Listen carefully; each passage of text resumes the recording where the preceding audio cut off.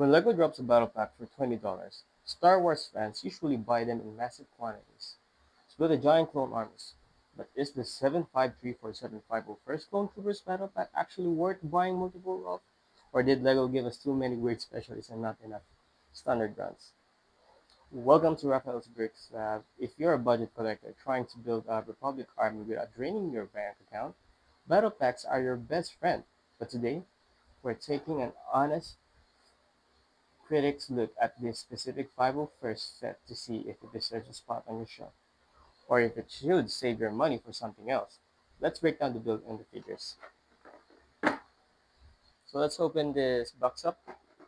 So again, we will not be opening it this way because I don't want to damage the box. So I have to slice it up nice and easy, just like that. Then I'm gonna open it up and put it back again. So let's see what they have. So here it is, plastic and a very nice. Ooh, just one bag. Actually, two bags. Oh, but without numbers. That's new. So here is the instruction manual.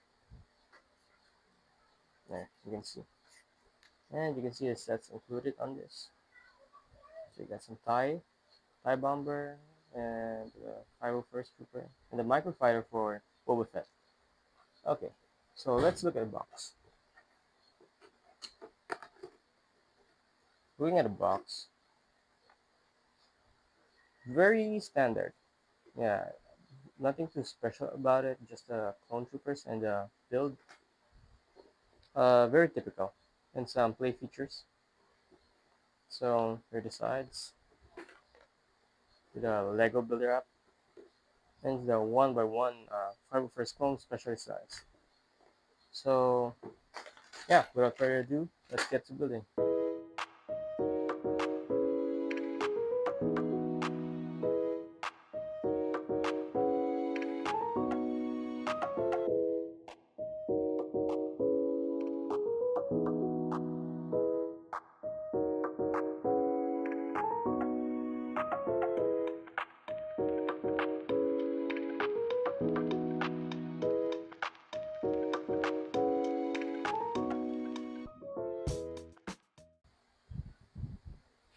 Let's start with the real reason anyone buys a battle pack, the minifigures.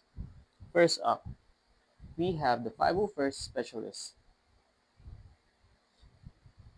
So, the printing on the torso and legs look sharp, and he comes with a macro binocular attachment. Yeah, so here, very nice printing on the back. My only concern is, uh, my only concern here is the helmet holes. When the binoculars are flipped up, they sit a little awkwardly high on the helmet. Just look at that. See? But overall, it's a solid game inspired designer. So for the gun, he has a long blaster. For the arms, mm, probably looks a little bit odd looking at it sideways, but looking at it at the front, just like that, it looks good at the back. Also odd. So the blue arms, they they look good at the front, but looking at the side seems kind of odd, and looking at the back also seems kind of misplaced. But overall, it's very nice and solid gaming inspired design. So yeah. So next is the 501st Officer. Okay, so the 501st Officer is featuring a printed wastegate. Sorry, there you go, printed wastegate and the rangefinder. Finally, okay. So looking at it, a very solid back design with very nice printing. I love the color blue accent on it. Same with the antenna. Very nice. Look at that. Very nice. and he has a tiny blaster. There you go. But I really like the printing on his torso and his legs. It's very detailed, as you can see, even with the legs and the feet. Yeah. Too bad it doesn't have a waistcape at the back. It would definitely look good if it has also on the back. Okay. Finally, you get the two 501st Heavy Troopers. These guys are brilliant. They feature printed backpacks, as you can see, on the back of their torso, and they look incredibly aggressive. Just looking at them, you know that they are a heavy trooper. Just look at the printing at the front. You can see they have some extra ammos, or I don't know if they are grenades. I really love the backpack with the print.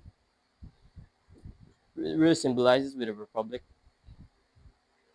So here's some play feature. You can also same concern is gets flipped over very easily and goes too high. So the weapon, the choice for the weapon is kind of odd because usually I see this kind of weapon in Marvel, so I didn't know that they could use it also on Star Wars. But everything's good about it because maybe I'm just new with Lego, that's why. But yeah, um, those are their torso, and they look incredibly aggressive. Having two of them in a single $20 set makes building a heavy Vanguard squad very affordable. I mean, just having two of this in a $20 set is very nice because you could easily make a buy probably a bunch of these, and then you get a complete set of a clone army. So enough with the minifigures. Let's go for the actual build now. The Mini AV7 anti-vehicle cannon. Usually, battle packs are completely useless garbage that you throw into your spare parts bin. But this one is surprisingly good. The legs are finally adjustable. It works a spring-loaded shooter, and it actually looks like a downscaled version of the massive cannon from the Clone Wars series. So you can play with it there. The only concern is the mobility. It only does this small up and down, so you can't turn it. But the legs, uh, I like the legs. So here's some play feature for it if you get to play with it. So you just press this little thing for it to shoot. Wow, that's kind of hard. Let's try that. Oh my god.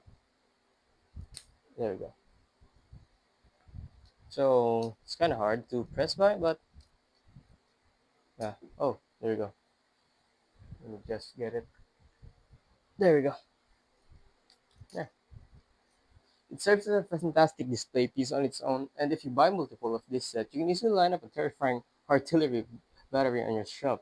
Imagine like having like five of these and just lining up with a bunch of droids, and that's so amazing.